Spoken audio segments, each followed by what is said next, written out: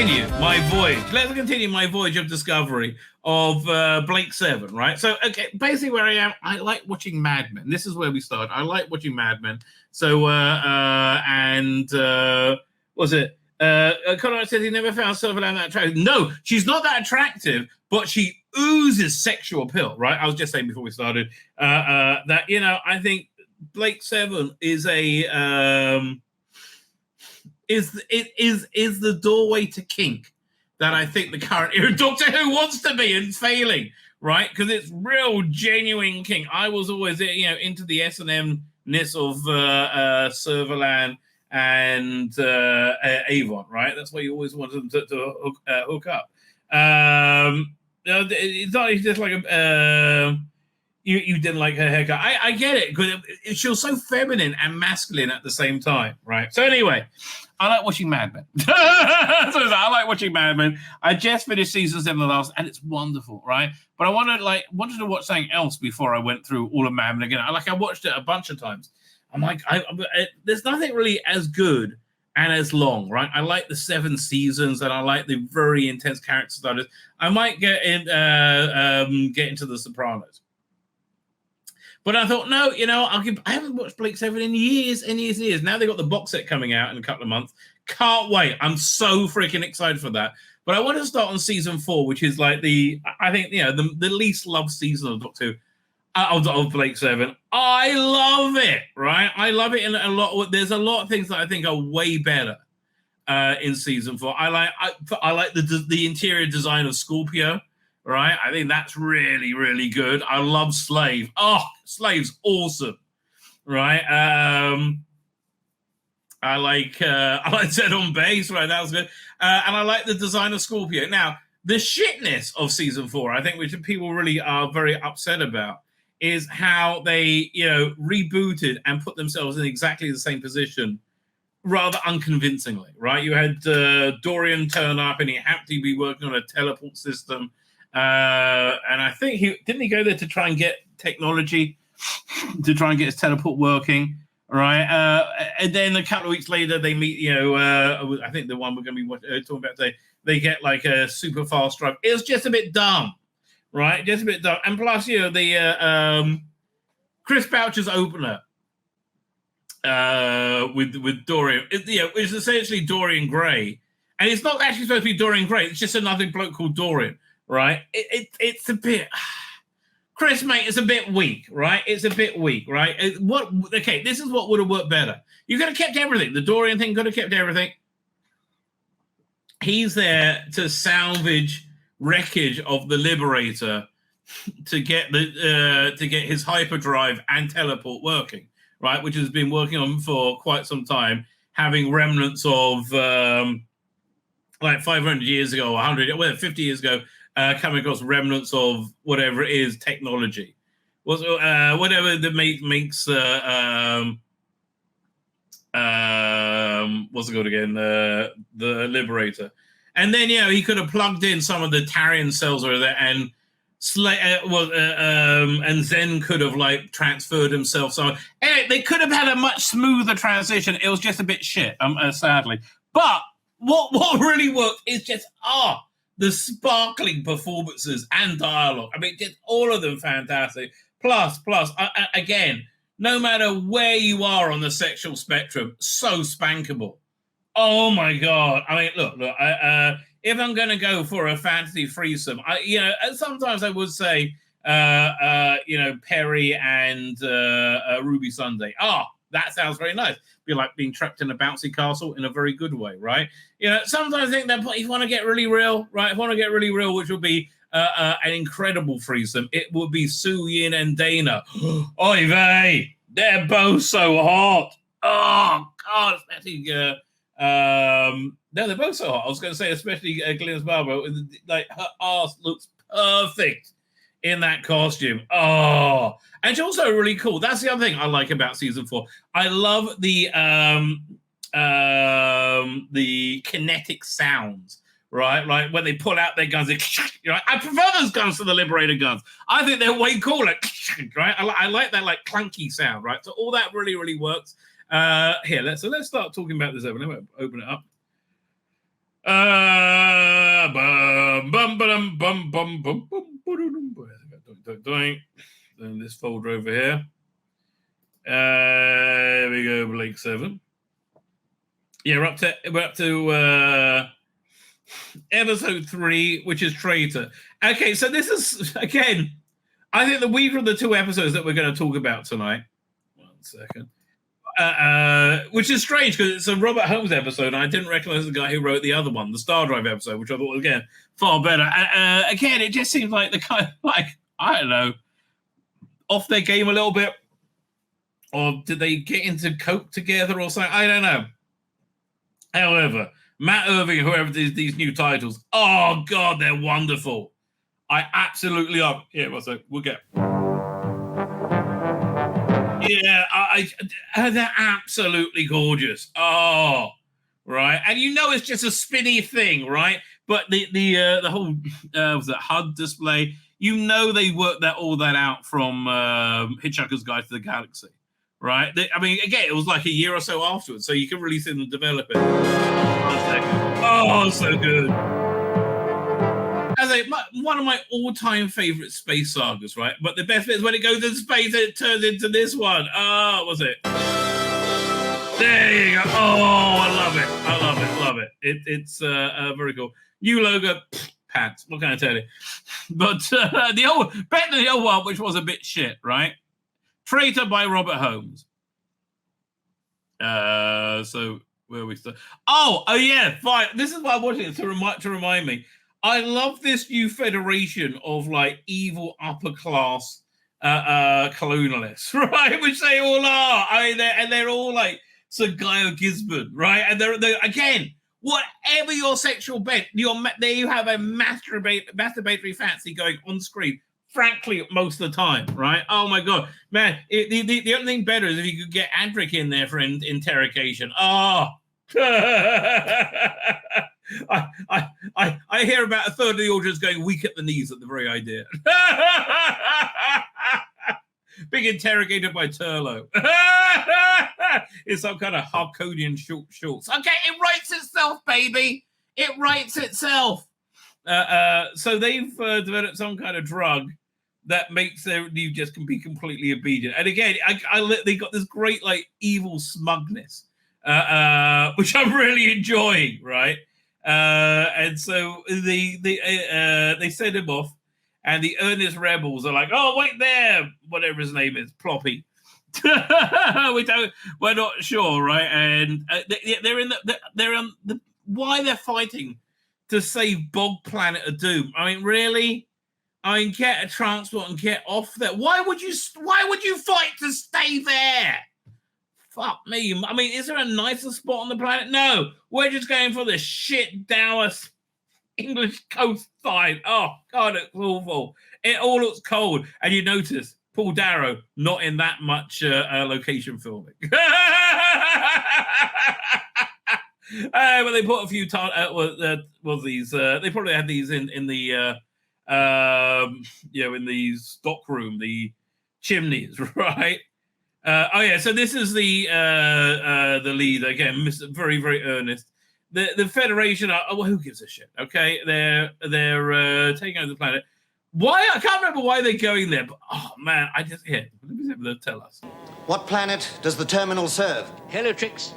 Oh, there you go. Again, nothing grabs his performance better than this. I mean, I can't wait to go back. I'm going to watch season 3 after this, right? Because he's so insanely arched by this point with all his leather and studs. So another planet is coming online. That's what's happening. Another planet is coming online in the Federation net after the Federation collapsed completely, right? So they're on their way to investigate, right? How so many planets, how they're expanding so quickly. And again, Joseph Cyanide, getting hot. Just insanely freaking hot. Villa, everybody loves Villa, right? Villa is one of the all-time greatest characters, mainly through that wonderful performance, right? He made you love him, right? With his like lovable rogueness. He was the kind of like a coward Han Solo,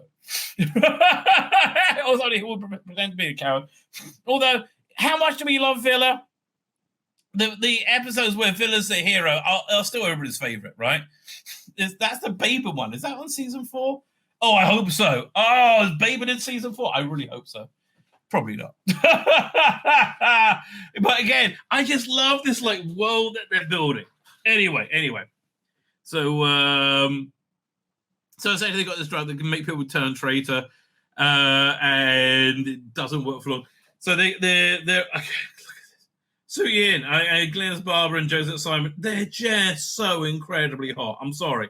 I find them distractingly hot. And I love the little braid in Glynis Barber's hair, right? Meanwhile, back on shit piss world, they end up... Oh, yeah, I love this. They're having a board game or chess while they said, oh, he hasn't moved for an hour. So, okay, fine, blow him up. And boom. And it's a very pathetic... there's a very pathetic little explosion. It's kind of like the shot that took out Dirty Den. First time, anyway. So then his boss arrives, and he's another evil upper-class English twit, right? And they're saying, oh, we've got to move on to another planet. Now we subjugate them. And what are they eating? Beans and bloody mash? It looks like beans and mash to me is what their luxurious meal is. But I like this like English Nazi thing. Right, I can't remember. Was the Federation like this beforehand? And you get the first mention of Commissioner Sleer, who is very, very badly disguised as Servalan very, very quickly. Again, the reboot of the season just happens very quickly and puts them in exactly the same pace. And beans, mash, and wine, yeah. And I do like them all hanging out on the flight deck of Scorpio. Right. For some reason they're sending down Tarrant and and then you got a third level of evil English upper class twit arrive. I mean, my God, it's upper class twit times 3, right? Oh, and there's an other upper class twit, evil upper class twit, and they're all very good looking, right? They're all very they won't be I immediately thought that was Tony Head, right? Before apparently not. Again, and mostly if you're if you're a man who's beautiful and was in early 80s TV, sci-fi TV, you're almost certainly dead by 1995, right? Conrad says, could you bring back that pic of the guy on the hill? I think that gun was based on based on one of the Styles busts. If I can find it. Maybe. Oh, yeah, well, earthy people. Yeah. I mean, like, again, why would you fight to stay there? It looks awful. Like, I want to be with anybody else other than the inhabitants. Oh, there you go. Yeah, it could well be. That could well be a stormtrooper rifle, right? Baby in season C. There you go. There you go.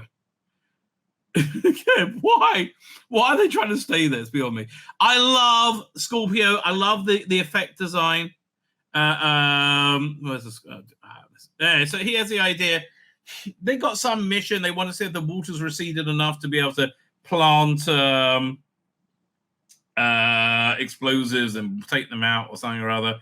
And so he's swimming underneath the city. And yeah, I was just going to. Look. I will enjoy the upgraded special effects when they release it on Blu-ray. Don't get me wrong. I love the build of Scorpio. I mean, it's so perfect. It really emulates what was very hip at the time. You know, the Star Destroyer, the dirty Star Wars universe, which really fit Blake 7, right? So now in their teleport's a bit cheaper. They essentially just need a green light. But down there you go. Again, I love the way Slade's moves as well, and his voice. I apologise most profoundly if I've given offence. I assure you that all right, Slade. So it's then they can't communicate, so they got to sort that out. And yeah, the story goes on that he has a guy on the inside. Okay, they meet the rebels. Avon, Villa, and Su Yin manage to stay in studio. They don't have to go on location. Thank God, right? And again, this show runs on performances. I mean, it's these huge art performances because it can really stand a shit script and get away with it. As I found when I watched, Animals, for example.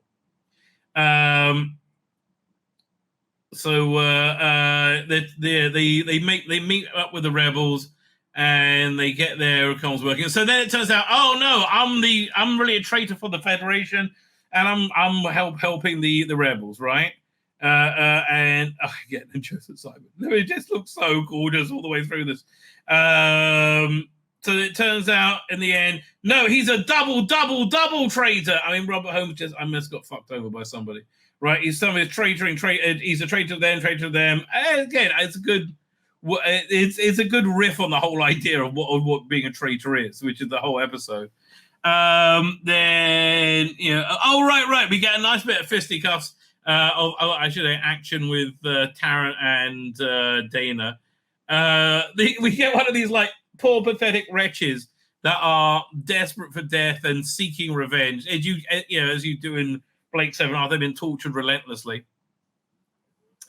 Oh, did I miss out a bit? Wait. Did I miss out the whole bit where, there's a whole thing, intrigue in the Federation where they talk about Serverland. Do you recognize her? Was this the guy? What's it? Yeah, there you go.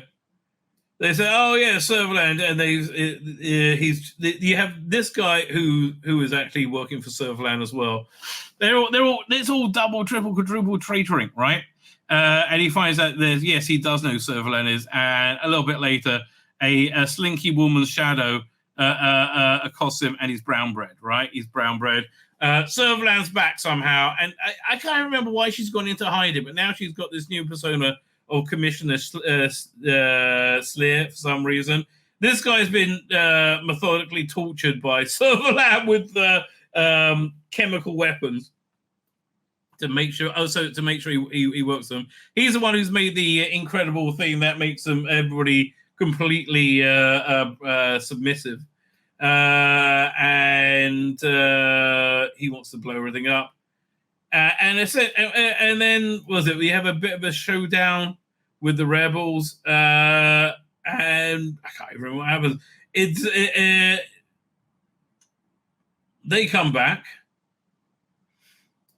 Oh yeah, and they catch a glimpse of Serverland, and basically the whole episode is designed to say Serverland's back in the new reboot of Blake 7, right? And yes, I love this moment. It's one thing. It's so Serverland. So she gets blackmailed by Halaki, right? And she plays it so well. And what I find sexy about it is the pure evil emanating from her, right? So she pretends to submit, and of course she stabs him in the back with a big clear dildo. I don't know. We'll see in a bit.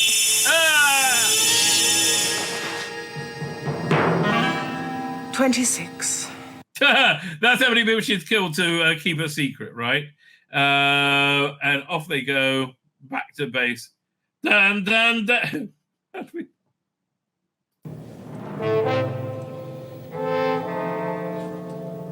All right, I believe you. I didn't want her to die like that anyway. Oh, they're telling him Serverland's back, right? Right, anyway, we get a great line from last line from Avon over here.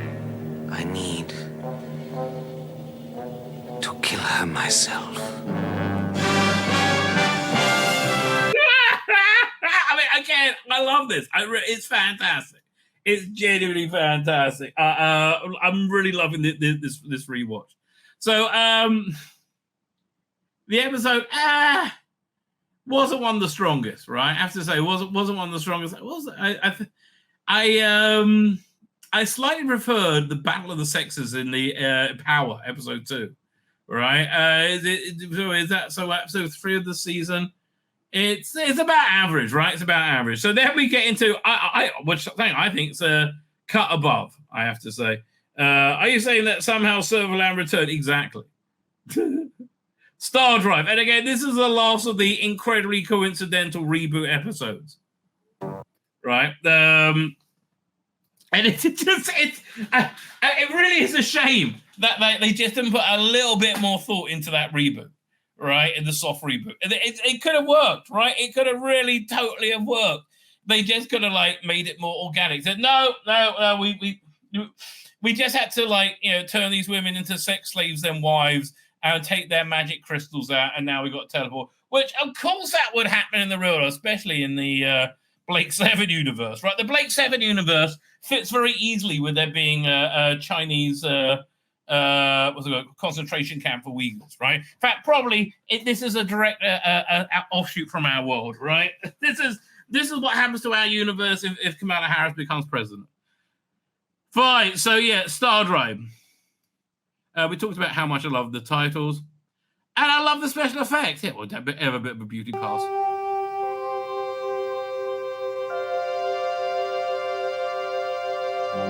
And you can tell them really enjoying using this new technology, right? I mean, albeit on a cheaper scale.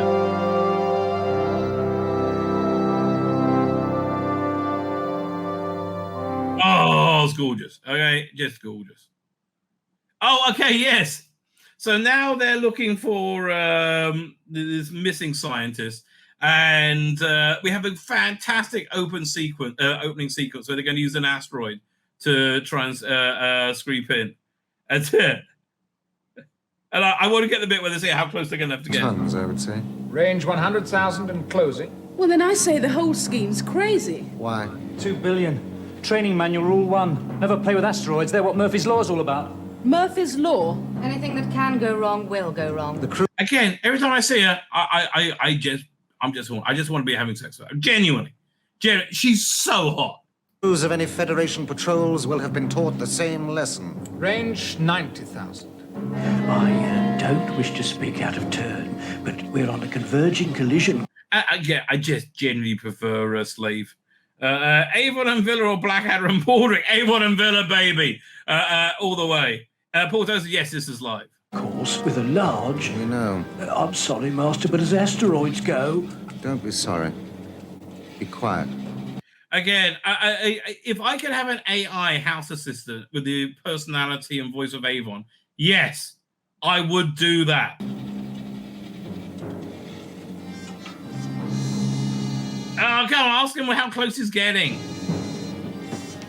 If we want to keep this heap of ironmongery operational, we have to visit Alturn 5 in order to recover calcium ore to make fuel.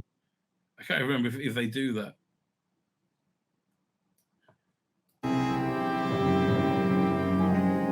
"30 seconds thrust at maximum power, vectored at 370, will match our course and velocity through the Alturn system with the asteroid."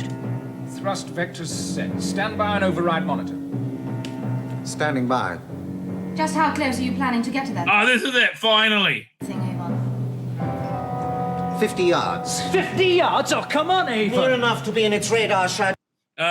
So yeah, it's a very daring man. And again, this is very Avon. But yeah, I love how much they just genuinely don't really like each other. Why they're still together, I don't know, right? So no, Avon, don't do that. And of course, it goes horribly wrong, and the ship gets damaged. Then you get this nice bit from Villa, who pretends to be drunk, so he works out how to fix the ship to make a false wall, and then go in and fix it that way. And again, I'm quite looking forward to the updated effects when they come out. They're a bit crap, but now they got pursuit ships coming in, and the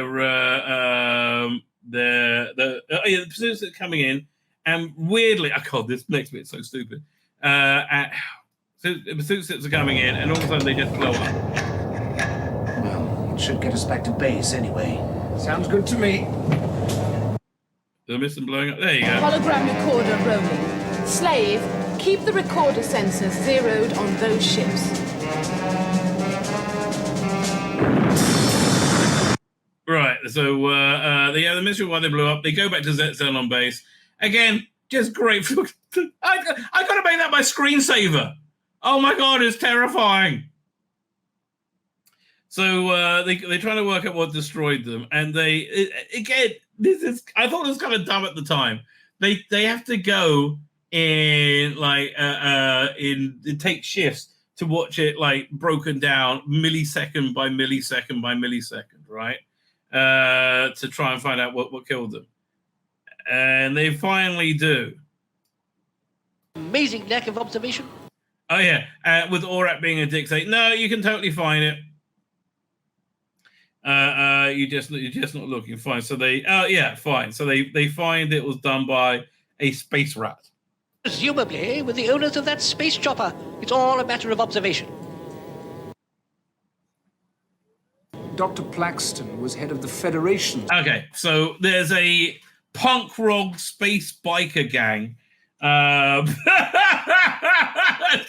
Again, which just kind of worked, right? You know what I do like about this? Steve Dillon, the comic book artist, ended up doing the comic strip. But I think the costume design and the ship design, everything kind of looks like it was designed by Steve Dillon, right? Because it's that early 80s aesthetic they just nail so perfectly. But yeah, this looks like Steve Dillon designed all of it, right? This is which is weird. Now I think about it. So yeah, the super science they're looking for, who's working on a super duper speed thing.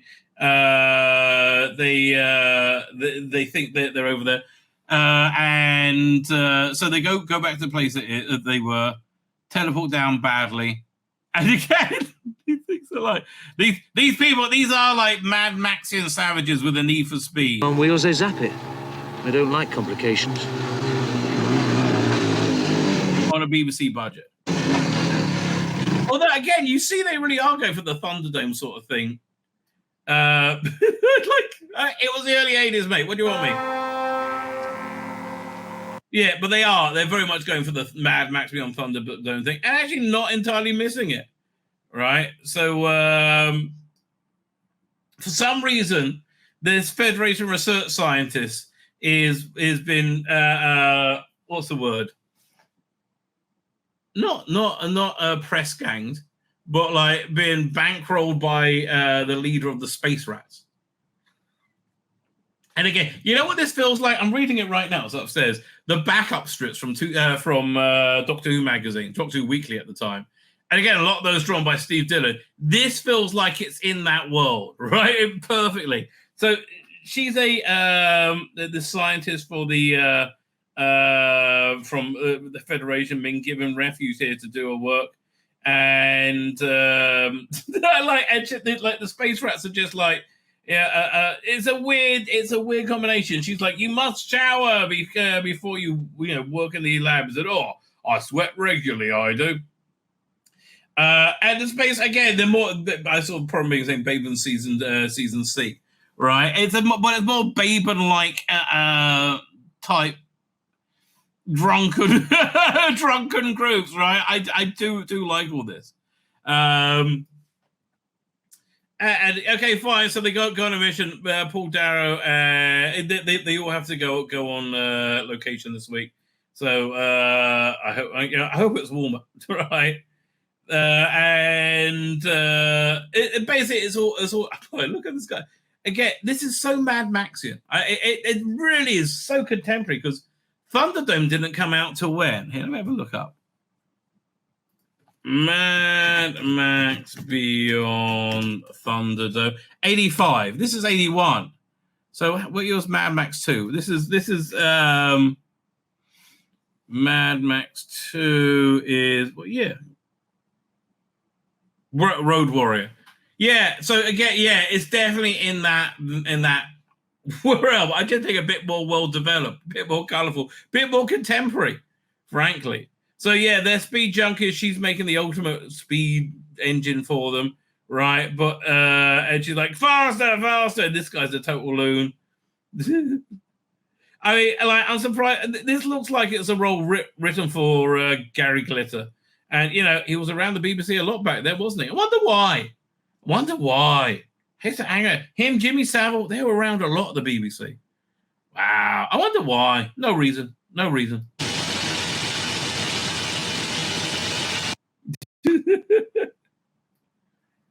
So essentially, they get rescued by a Scorpio crew, and then screwed over. But again, Joseph Simon is so gorgeous. I know I keep saying that, but she is. You get a good. Is this a second good fight scene with Dana? I can't. This guy's great. He gets eyes again. He's perfect.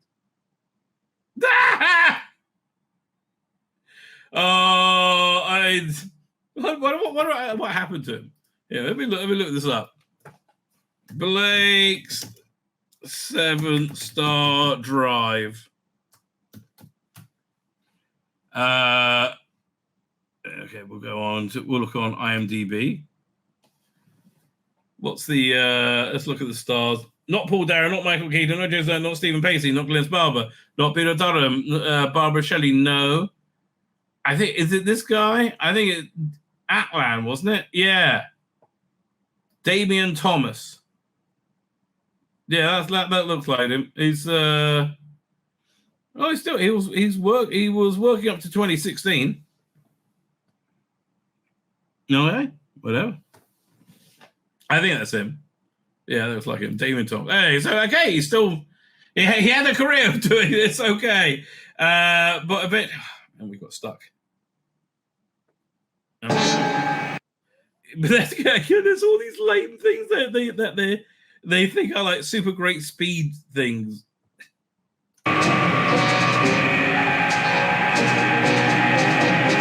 It looks like Steve Dillon drove every bloody frame of this.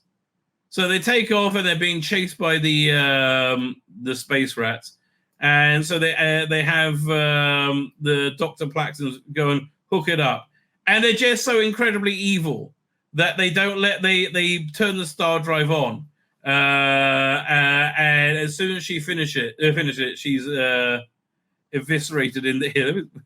I love seeing all the backstabbing. It's 10 seconds. Just the main ignition controls now. And she's gonna get zapped when she does this. And they're like, well, we got it, otherwise the pursuit ships are gonna blow us up.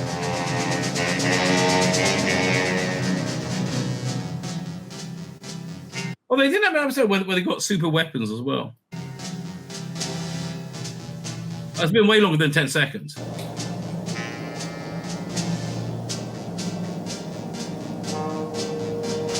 Come on, Avon. You can do it.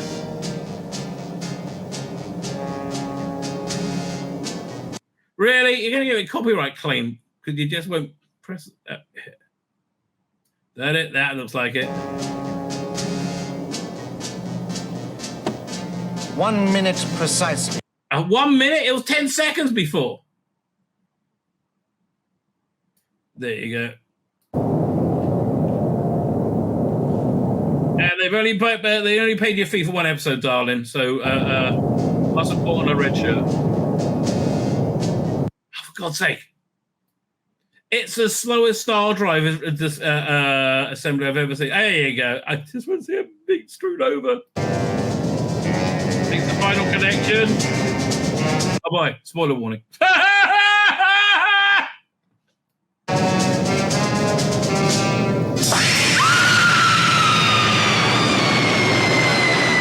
That's it. She gives it a bit whirly, and now they got a super drive. So they're completely rebooted. Okay, but it's so much fun. I genuinely so much fun. Last night I wanted to watch something to chill out, and I wanted to watch another Blake 7. I'm getting too far ahead. I'm already one ahead. Neville saying Paul Darrell would have made a good number 6. You're right. Actually, he would have done, wouldn't he? Never thought of that. What was I going to say? I can't remember. I just totally that number 6 thing just totally threw me off. Right? Paul. Problem has got the collected Blake 7 comic strips. Oh, they're gorgeous. Right? They just really work well. Oh, 1 second. Just saying. Communicating with lovely wife. Excellent. Fine. Somebody drops off medicine for the dog. So there you go. All's well that ends well for everyone, including the dog. So yeah, my watch along continues. We'll probably have another couple of episodes next week. Oh, why? Because we love it. fucking good. I mean, it's just so good. It's fantastic. I mean, genuinely loving every second of it. My name's Tzvi Lebetkin, the Rabbi from another planet. Please like, share, and subscribe, and ring that little bell. Ring the little bell so you're notified when new videos drop.